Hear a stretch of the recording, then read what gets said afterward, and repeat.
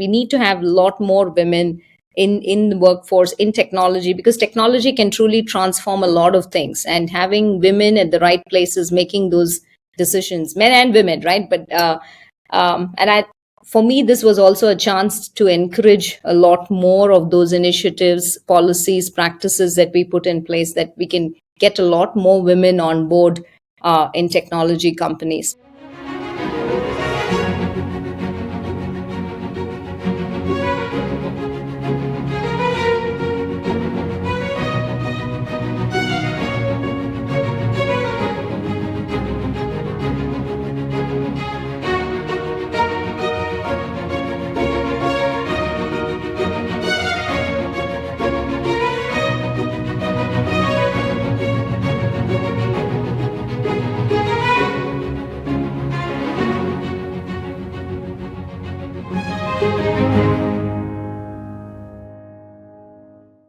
Hello, and welcome to the Anahita Speaker Series presented by Carnegie India, celebrating stirring stories of empowerment, struggle, and success from women professionals in different fields across the globe.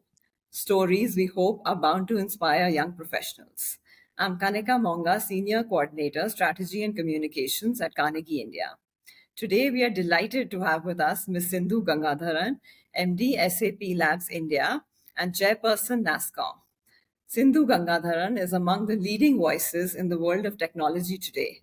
Over the last 24 years, Sindhu rose through the ranks and navigated several strategic and leadership roles to become the first woman to lead SAP Labs India, the place where she started off her career as a young software developer. She is known for her inclusive leadership style and is admired as a people leader and a long-standing ally of the LGBTQIA+ community. She also serves on SAP's Autism at Work Executive Advisory Committee. Sindhu serves on the board of organizations like Siemens India and Titan Company. In 2024, Sindhu was recognized by Fortune magazine among the top 50 most powerful women in business. So before I start with the questions, I just want to say that the goal of the next half an hour, 40 minutes, is to inspire women from all walks of life at any stage in their lives to break barriers and pursue their passions. So with that, I'll start with my first question. You joined SAP just after your graduation in 1999 as a young software developer. And today you are the first woman to lead SAP Labs India. Can you briefly tell us about your experience and also shed light on some key moments that shaped your professional trajectory? Yeah, thanks, Kanika. And first of all, it's great that we have this series, the Carnegie India Anahita Speaker Series, because what you guys are doing is super important, right? Really making sure that we bring out those stories. You talked about struggles, you talked about aspirations, and I think it's super important that we do more of this. And it's great, Kanika, that I'm here. And to your question, right? First of all, also thank you for that lovely introduction that you had. And indeed, I started back in '99 in technology, and I still remember the excitement and the curiosity of that I had as a young software developer, right? And I still remember the time when I walked in. Through the doors of SAP back then, and got hooked on to the culture of technology and innovation that still is omnipresent everywhere at here in India, but also here at SAP, right? And um, long story short, I got the opportunity to work on truly transformative projects. Each one was a phenomenal learning experience from multiple aspects, not just purely from a technology point of view, but also the people I got to work with, the cultures I got to connect with. And I have to say, one of the defining moments in my career, Kanika, was also my move to the headquarters, SAP headquarters in Germany, where I also got the opportunity to take on various roles. Spent Actually, initially the plan was to spend 2 years there. 2 years turned into a long 18 years. Got the opportunity to lead global teams, manage large scale projects. Phenomenal learning experience, and I have to say, it broadened my perspective immensely. And like I said, right, that was also what shaped me, the value of cross-cultural collaboration and the importance of thinking globally, but at the same time also acting locally. Very, very important. um, the next juncture, if you ask me, was also driving the most strategic program for SAP, which was the Intelligent Enterprise program back then, and then also getting the opportunity to come back here to India to lead SAP Labs India. I have to say, it's truly a humbling moment, full circle moment, if you ask me, because I started my journey in Bangalore, and it was great to be back. I have to say that I'm a very strong believer that in and to your point earlier on, right? We need to have a lot more women in the workforce, in technology, because technology can truly transform a lot of things. And having women at the right places, making those decisions, men and women, right? But and I for me, this was also a chance to encourage a lot more of those initiatives, policies, practices that we put in place, that we can get a lot more women on board in technology companies. So yeah, I'd say SAP has been more than a workplace for me. It's been a place where I've constantly evolved, continue to evolve, both professionally but also personally. And that's what keeps me excited about coming to work every single day. That's lovely. That's lovely to hear. I think you really took to both your kind of experiences in Germany and in India with learning the language, really integrating into the culture. I think that those kind of things make a lot of difference. Maybe you answered a little bit of my question already, the next one. But why have you, I mean, what made you stay at SAP? You didn't have that curiosity to shift to another organization. So many people, quit roles. Uh, and but you stayed with SAP for Germany, India, and you've just stuck to it. So is there any special reason behind that? Yeah, and it's not the first time I get this question, right, Kanika, because people often ask me, hey, you've stayed with one organization for so long. And I get it, right? 25 years is indeed a long time. But for me, it has never been about staying in one place. It's about really growing in a place that almost feels like home, right? And SAP has offered me that in so many shapes and shades. I mean, right from day one, SAP has been a place where I could continuously learn, continuously evolve as a person. And it's always been the case. Just when I thought, hey, I've mastered this, there's always a new opportunity which would present itself, right? And like I said, whether it's leading a project or managing different teams or relocating across the globe, there's always been something which was new, which was challenging, which was always about continuous learning, right? And for instance, when I started off as a developer, then moved on into product leadership, product management roles, leading, I said, right, like large scale, which go across the length and breadth of the portfolio of SAP.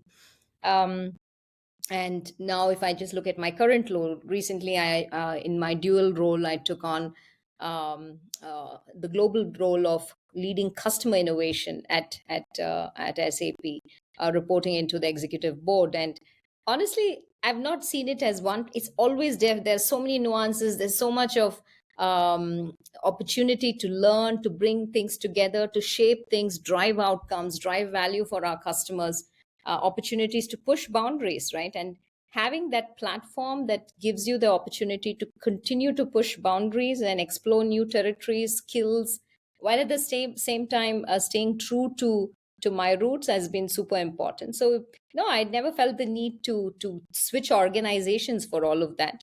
Instead, like I said, I've always found new avenues to challenge myself right here with all of this opportunities at SAP. And I have to also call out, Kanika, that what also keeps me very motivated is I think it's very important for anybody to have that reflection of your core values with your organization's values, right? And that alignment of SAP's values with my own was very important too.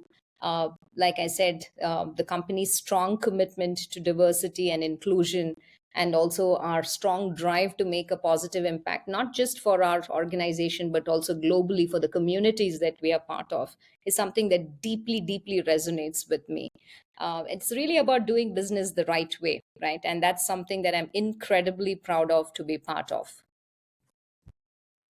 That's really nice. I think it's the continuous learning, the people, the values, the diversity and inclusion that keeps you going here. Totally understandable that you didn't look elsewhere. Okay, so just from that, there were two things that I wanted to ask from this question. One is you've always, I think, had a focus on customer interactions, and now you're leading the global role in that sphere as well. What kind of kept you going with this? What is it about the customer that you feel is most important, and how did that come into one of your focus areas? Yeah, I think, see, as a product developer, right, as a product owner, you build products, and it's very important to have that sync with your end users, and have that customer as the center of everything that you're doing, right? Right. And it becomes super important that when we build products, that we are always working directly with the end customers, and that customers does not have to be customers who are consumers of our products. It can also be stakeholders who have to use the product for in different avatars for their own products, right? And depending on that different, who's the stakeholder you're connecting with and interacting with, you're always presenting nuances of how your product appears, be to an investor or to an analyst or a direct end user or a designer or somebody who's an architect, or if you're looking at the end-to-end stack, how are you bringing together non-functional aspects, be it quality, secure. So it's so many dimensions of a product as you're building, and always that customer focus, I think, is super important. That's what's really kept me going, and really making sure that as a product leader, to really make sure that all of these different nuances are brought into focus and prioritized, and getting your teams to be aligned towards that target vision of where you want to get your customers to, right? That is very, very important, no matter in which role you are or which part of the portfolio you lead and take to market. So that customer centric view, and customers give you feedback immediately on your face, right? I mean, so you have to be able to go back and translate that into action, be it in refactoring or whatever it is, right? And so that's been key. That's what led to your earlier question as well, Kanika, about what keeps you going. And getting that satisfaction and the delight in your customers is something that keeps me going. And I'm always aspiring to delight our customers, no matter which of these stakeholders that I'm talking about, right? And that keeps you going, that keeps you grounded, that knows that you have to keep aspiring for driving towards that perfection, which is always a journey, right? That's That's nice to hear. You also mentioned social inclusivity and social equity in the workplace. Now that's an upcoming trend, and companies and industries are starting to do that. I think SAP has had a head start. When I was just reading, I saw so many, the autism, the LGBTQIA plus, the disability advocacy in the workplace. So, are there any? You said that all this resonates with you very strongly as well. Mm-hmm. So, were there any specific instances that shaped your thinking around these issues? What do you think are some of the lessons that we can leverage from your experience? Uh, Yeah, I think inclusivity and social equity are topics absolutely close to my heart, Kanika, and it's not that it just became important to me overnight, and like you rightly said, right? Your perspectives as an individual on these kind of issues are also shaped by your own personal experiences as well, right? And what I've observed throughout my career. And if I just would call out one instance that stands out very early on in my career, when I moved to Germany, right? It was indeed a big shift. I'll be very honest, it was not a move that I wanted to do, mainly because language was a huge barrier back then for me. Um, and also culturally, right? And professionally, I thought, oh, it's going to be a huge shift. It was a huge shift. I found myself in a completely different environment. And back then, I did that move because it was actually my husband who was moving, and I also decided that because the work allowed me to move. So it was not something that came from me that, hey, I want to go to Germany, right? Let's be clear on that. But it really shaped me, because suddenly you're here in this where you don't understand what's going on. Everybody's speaking a different language. uh, for me, it was very important to master German, right? And it was very important for me just to understand what's going on. But that experience also taught me about the importance of inclusivity, right? And how important it is to make sure that everybody around you feels comfortable and feels included. And I remember people going out of the way to make sure that they spoke in English, even though they felt that their English was not so great. And that act of kindness, right, to make sure people are included, and despite feeling uncomfortable yourself, that showed me, hey, empathy for the other one is super important, right? And so yeah, like I said, that experience taught me the clear absolute importance of inclusivity, not just as a policy or a checkbox, but as a way of ensuring that, like I said, everybody feels welcome, valued, and has the opportunity to contribute meaningfully. Because I remember in the initial discussions, it was everybody switched to English so that I felt okay. And I mean, we're talking about deep architectural discussions and all of that, which, if you put yourself in the other person's shoe, might not be so easy when they have to do it in English, right? So all in all, that helped me, that strong value system, making sure that we create a culture where also diverse perspectives are celebrated, where everybody feels that they belong. Um, Another pivotal moment, Kanika, when I took on this role as the managing director of Labs India, I think you called it out as well. I was the first woman to lead this organization, and of course, that came with a lot of responsibility, right? And but when you take on such roles, it's also when in a position of power, you have a huge opportunity to make a real difference, right? In promoting diversity, promoting inclusivity.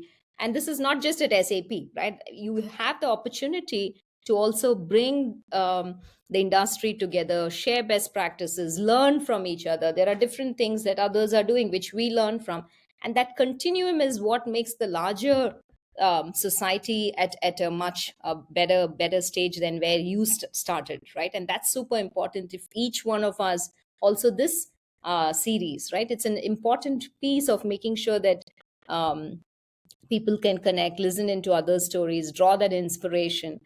We all need that, right? And each one, if we do that piece, I think it goes a very, very long way. Yeah, and I'm also very extremely intentional about mentorship. So I mentor a lot of men and women, right? And I think it's super important that we all do our bit, and continue to also challenge a lot of these biases. Sometimes it's conscious, sometimes it's unconscious, but also be a strong advocate for change, not just in your organization, but also in the larger industry. When I heard this answer, I could understand. It wasn't just a checkbox, like you said. There was a reason behind it, there were experiences behind it, and you had the power at a certain time to, execute policies that really making a difference. I think it's absolutely wonderful. And also, like I said, with the series, we're also trying to do a little bit Absolutely. so that somebody would hear this and it sticks in your mind and it makes a huge change in a person's life. So that's really, really inspiring to hear. Thanks. So I'll move on a little bit towards your role at NASSCOM. Mhm. I believe one of the main goals at NASSCOM is to deliver business AI adoption. So can you tell us about what that means and what are going to be your main focus while at this new role at NASSCOM? Well, AI, I don't think there's any conversation that I'm having in the Yeah. last, I don't know, a year or so where there's no question about AI, right? Any conversation. And rightly so, Kanika, right? Because it's such an exciting space. There's so much happening. And truly a game changer of technology, if you ask me, right? And a game changer for businesses as well today. Um, I mean, at SAP, but also if I just put on my NASSCOM chairperson hat, it's all about AI, right? And how do we make sure on multiple facets that we are bringing in, leveraging AI to drive a lot of the change, to really look at how we are bringing in AI across businesses, across verticals. How are we making sure that when we talk about business AI adoption, how do we make sure that businesses can leverage the technology to be much more efficient, more responsive, more innovative? Also at SAP, right? I mean, you might think of large end-to-end business processes now becoming super simplified by leveraging AI to kind of reimagine how that process itself can help customers. And in my role at NASSCOM, Kanika, the focus, of course, goes beyond SAP. And here it's really about how do we drive AI adoption across the entire Indian industry, tech industry, and not just tech, right? I mean, really leveraging that tech across verticals, be it agri, be it healthcare, be it education, all of these areas, right, where we have a phenomenal opportunity now to draw upon the large, massive amounts of data. I mean, India is what, the second largest producer of digital data, and that's a huge opportunity for us to leverage this data for driving a lot of those insights, which can be used for in these various contexts, right? But at the same time, at NASSCOM, we are absolutely sure we have to get everybody along in this journey, right? Technologies are transforming very quickly. We also need to make sure, if I just look at also the young graduates who come out of universities, right? We need to make sure that they are equipped with the right skills that allow them to take on those roles now, powered with AI, right? And really bringing that domain specific knowledge that is needed to really look at a use case and say, oh, now how can I leverage AI now to take it to the next level? And which makes it very important. And this is also why we are creating an ecosystem that supports a lot of that collaboration between the industry, between the academia, between the government. Because I think we, at India, we have an edge, because 16% of the AI talent for the world is coming out of India. We have the highest number of talent penetration, skills penetration when it comes to AI skills here in India. So we really need to use it to our advantage. And I think that collaboration across academia, across industry, across government becomes super important. So skilling is going to be a big, big focus for us, right? Because we have to make sure that our talent is on par, like I said, with all the emerging technologies, and again, the rising demands of our customers, because customers are expecting now, things are like now with AI, everybody can generate code. So can we do it faster, quicker, productivity, all those discussions. So our young talent who comes out, if we need to keep that edge that we have as being the tech capital of the world, then we need to make sure that our talent is equipped. So that's a big charter for from a NASSCOM perspective. And at NASSCOM, every day we are building to make India to be at that epicenter of growth, right, and shape the future. And yeah, that's where we are. And AI, like I said, it's changing a lot of things as we speak, so we have to be on top of it. Yes, you're right. The world is changing very quickly, and I'm sure you'll do great things at NASSCOM. So that's good to hear. So you've also been referred to as a technology humanist. What does that mean? And what did how did you earn this title? Yeah, I mean, I think that title, particularly, if I remember right, Kanika, was, you remember during the second wave of the pandemic, India Yeah. was hit hard, right? It was extremely tough times across the length and breadth of the nation. Yeah, I think we all remember those times, right? Of course, here at SAP, on one hand, it was all about making sure business continuity for our customers. There was no question about it.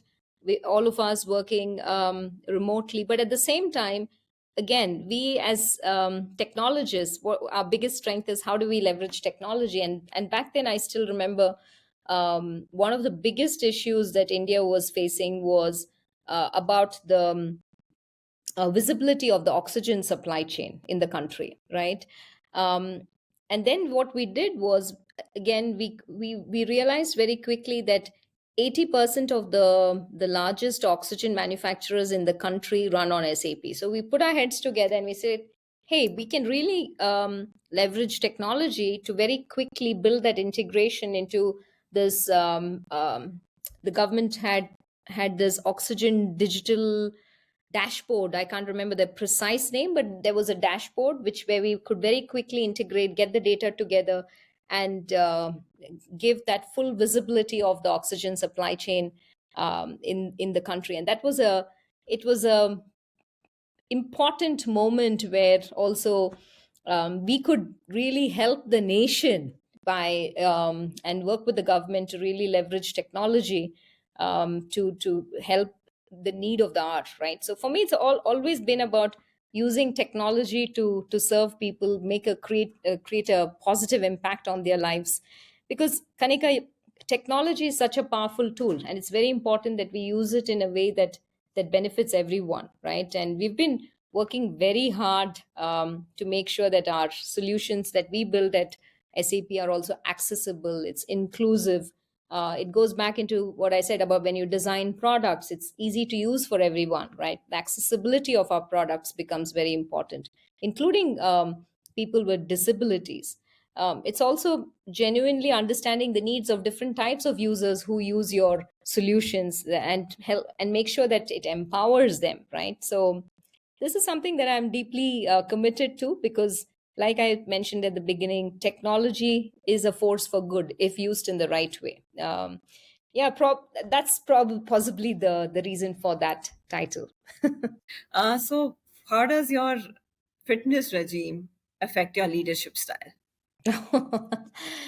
Well, I think clearly there's no doubt that fitness is a big part of my life, and I truly believe that being fit, and when I say fit, it's not just about physical fitness. I think it's more important to have that mental clarity of thought and to be focused and to deliver at your best. So I truly believe that it's a key lever to be a very effective leader.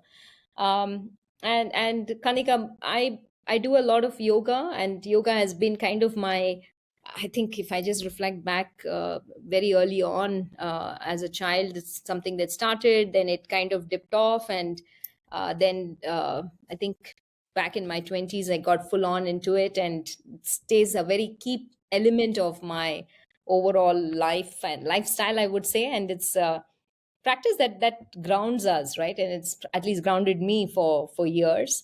Yeah, I think that those moments on the mat help me also center my thought. It gets more focused, grounded, being more present, being more mindful, I would say, is very important. So balancing fitness, no matter how crazy your schedule can look like, I think is very important for anybody. Doesn't matter what you do. I think it's super important. It's something that I always um, practice, and also make sure, I mean, practice what you preach, right? So something that and I think it's absolutely essential, right? I've seen it as well, and I guess we all know it. The more consistent we are, you see the results for yourself, right? And I'm talking mainly about the mental clarity of thought, the energy you get, and also that the power you need to handle the various demands of your various roles that and the avatars you have to play, right?